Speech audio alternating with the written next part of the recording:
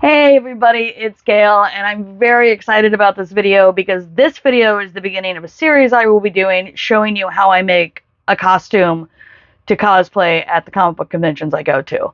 So this will not be a big long series all at once. These videos will be fitted between other videos, just depending on when I get stuff done. I'm recording this at the end of June. I would love to have this costume done by September to wear to Rose City Comic Con, but I also like to feel my pinkies, so we'll see how it goes.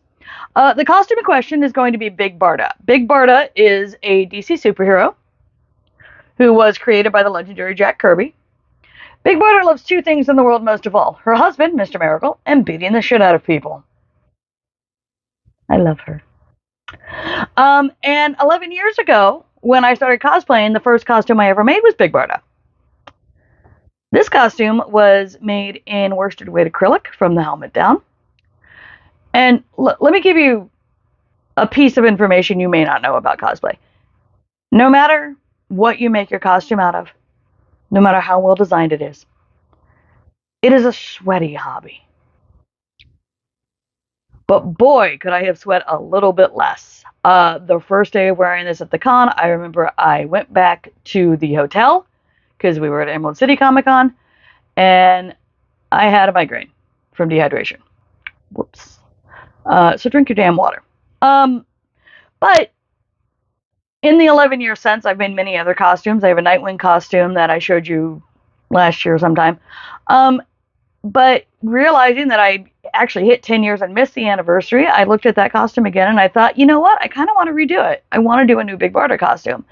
And I was going to go with the comic accurate version again, and then I realized, not really what I want to do with it. I've done the comic accurate version. I loved it, proud of it, did a great job. And now, I want to do Big Barda again, but I want to make it a little different. So I've decided most of the costume, rather than being comics accurate and action figure accurate, is going to be instead inspired by 1970s fashion, which is when Big Barda came on the scene. So I have a long skirt planned. I have like a bell sleeve top planned. I have a vest that's actually done, and you'll see that will be what stands in for the cape. And I did this by just looking at 70s fashion and digging around some. And a couple of things will be coming from patterns, but most of the costume will be free-handed, as it originally was, and as I generally make my costumes. But there were two things that I am keeping accurate to the original Jack Kirby design, or as close as I can get it. One is the Mega Rod, which is Barda's weapon. It's had a few redesigns over the years, as these things always do as artists take over. But the original chunky, like, bat-looking motherfucker, that's my favorite. That's always been my favorite. And the other thing that I will be doing my best to keep comics accurate is the helmet. And here is the base of it. Aha! So, this helmet, all the pieces I'm about to show you that go with the helmet, and in fact, the entire costume will be made of Knit Picks Cotton, which is a DK weight, and a 4mm hook, unless I state otherwise. And I chose Cotton because it's Cotton and blend, it's going to breathe. DK weight's a little bit lighter, but also the colors looked good. I'm very, very picky about colors. That's why I still have one cosplay that is acrylic yarn, because the colors are perfect. But lucky for me, I had this instead. So this helmet is made, you start out basically making a beanie, and then when it was about an inch down my forehead, I fastened off. Here we go. And then I came over to the sides here, and I joined, and I worked across so that it hit me kind of right in the middle of the ear.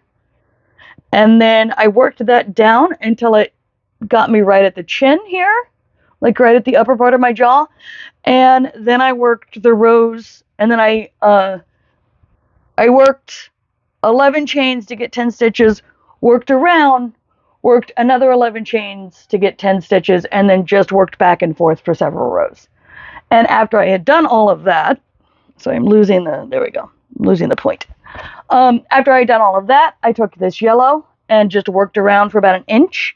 And the way this shaping works is that the corners here, I added stitches every other row.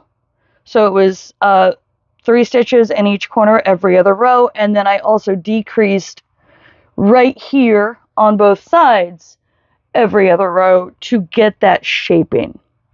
So you do those increases and then those decreases, and then you work even the next row and you go again. And I just kept going until I had about an inch, and then I came up and I attached here and here and made this tiny little triangle, which is actually upside down. You will see that on the costume it's supposed to point up. I didn't. I was in the living room. She was in here. I forgot to double check because I've made this helmet many, many times, and so foibles. And then after that, I went and I did reverse single crochet along the whole edge to add a little bit of texture to the edge of the helmet. And it was only then that I realized that this was upside down and I wasn't going back. So then the next thing I did was I made the red piece that also goes on the front of the helmet, but rather than making it point up like it does in this version, I have it pointing down to match where I put the arrow. And I actually really like this. Like, this is one of those things that, like, I can just roll with because I'm not going for total accuracy. And so if anybody else, it's my interpretation. It totally wasn't a fuck up. And then there's a little emblem on the red piece. So I have that here.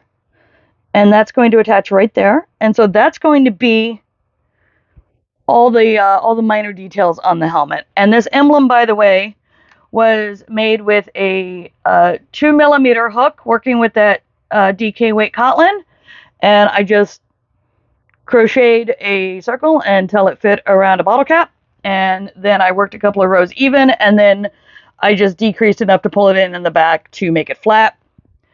The yellow pieces here to make the Y shape, I just worked yellow yarn in and out using a curved needle just to be able to get it where I needed it to go, because it's pretty tight, and I worked right in the center there, and so I laid those out. And then the edge here is single crochet worked between the stitches on the black yarn. So it's basically surface crochet, but it's single crochet instead of slip stitches, and that got me the emblem. The last piece of this helmet, as you can see, are these wings here, and then these 2 stripes that come from the front to the back. So I have, hold on, I gotta separate them. There we go. So I have the stripes for the head, and I will be, the first thing I will be doing is hot gluing them down the center so that they hold in place, and then sewing them into place so that they hold really nicely. Hot glue is definitely a cosplayer's best friend in a lot of cases. I have actually sweat through hot glue before, so that's why we're sewing and hot gluing. Hot gluing so that it stays exactly where I want it, sewing so it actually stays on if I sweat through the glue. So that's going to be the next thing. And then the other part, the wings on the helmet, I do actually have stripes for that, but I need to remake these because I did not measure them when I made them, and that's more height than I want on my wings. So I will be remaking these once the yellow yarn finally fucking gets here. Like, Knitpicks was out of it for weeks. I literally was checking every week, even though it was like, oh, it'll be in on this date. And then the date it was supposed to be there, it wasn't. And then I checked it at like 10 p.m. on the Thursday before the day it was due in, and they had it, and I ordered like a motherfucker. So these need to be remade because they are too damn big. And what I will be doing then is I tried this with, these have fabric stiffener on them and are not as stiff as I would like. I was hoping that I could use fabric stiffener to make them stand up, and then it would be 100% yarn, which I always like to do. But I don't think it's going to work. I don't think fabric stiffener can do what I need it to do for the height that I need. So what I'm going to do instead is go back to what I've always done with this helmet. I've made this helmet a lot. And work more strips, new strips, smaller strips. And then on the end of the strips, on the edges of the strips, I'm going to work a piece of fine gauge floral wire so that I can bend them where I want them. That's always worked in the past. I see no reason it won't work again. And then as you can see, all of the stripes also have that reverse single crochet to add a little texture. So I'm going to go and actually start the process of putting all the shit on the helmet, and then I will be back to show you all the shit on the helmet. It's actually going to be a couple of days because, like I said, I'm waiting for yarn, but you won't know that. So I will see you in a minute. Had a brainwave. The stripes with the fabric stiffener on them that were going to be the wings, I can just use as the regular stripes because they are the right length for the helmet, and it doesn't matter that they have fabric stiffener on them because I don't need to undo them to make them the right size. Whereas the ones that don't have the fabric stiffener, I can unravel down to a better size for the wings, and doing that I will be removing this edging here so I can just work the wire in that way. So I might be able to get the helmet done today. That would be very exciting. I'm not super ahead of schedule. The yarn is arriving tomorrow, but you know, I figured it out. Hey everybody, I wanted to pop on and show you the redone wing. So this is going to go on the side of the helmet, and what I have done is I came in, I undid the previous version that was I think 65 stitches long. This is 50. And I laid it out against the side of the helmet just to kind of check where it was. And so what's going to happen is it'll go about here, about there, and then I will just bend this part up. Isn't that nice? And the reason it can bend up like that is because I used some 22 gauge floral wire and just worked all the way around the edges after I crocheted the length and the width that I wanted for the base of the wing. And I wanted to show you real quick because you can kind of see it still. So let me see. On the back side, there we go. You see there's this little loop here that I made, and then there's this extra bit of piece here. So that is the beginning and the end of the wire. What you want to do, if you want to work with wire and do this kind of edging so you can kind of shape your crochet projects, is just take that wire and you are going to make a loop. It's a bigger loop than usual, but you'll actually be able to see it. So you kind of want to just do that at the very beginning. And what that's going to do is that will make it easier once you start stitching over it. That'll make it easier to stay in place, because otherwise if you don't do that, it will slip right out and it's a real pain in the ass. And then when I got around to the other end, I just cut a little extra off, tucked it in, and then folded it over to hold everything in place. And so this will be the side that goes against the helmet. So nobody's going to see it. It's not going to get in my way. And technically you're supposed to use like floral wire cutters to cut wire. You don't need to do that. What you got to do is just get your scissors. Not, look at me. Look at me. Not your fabric scissors. You want to get the battle axe scissors from the kitchen drawer. You know the ones I'm talking about, like the big ones? And they've probably been in there 20 years. They might be slightly rusted shut. Those will cut through the wire with a little bit of effort. Now, if you do want to like go out and get wire cutters, they're not very expensive. Just go wherever there is floral wire at the craft store, you will be able to find the wire cutter you need to cut the 22 gauge wire. But I just wanted you to see that since I did redo them because of the size and the structure issue. So hopefully next thing you're seeing is the finished helmet. Let's find out. It's done! We did it! So the wire, as you can see, is doing a pretty good job. I sewed these back. So they're sewn from here all the way back to the yellow stripe here. And I just turned them upwards when I set up the camera.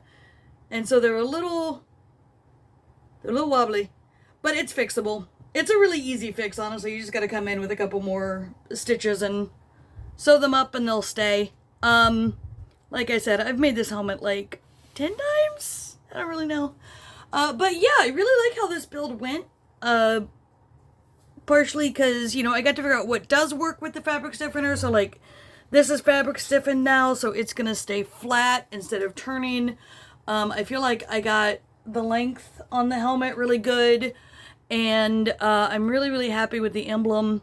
And so this and these are all sewn on with sewing thread, as are these. And then, like I said earlier, this is just that 22 gauge wire on the edges to get it to stand up. Honestly, I could just do this all day. So that is the beginning of the Big Barda costume. The helmet is done. So next up, I think, is gonna be, instead of making the whole big cape, it's gonna be a vest, which I have done.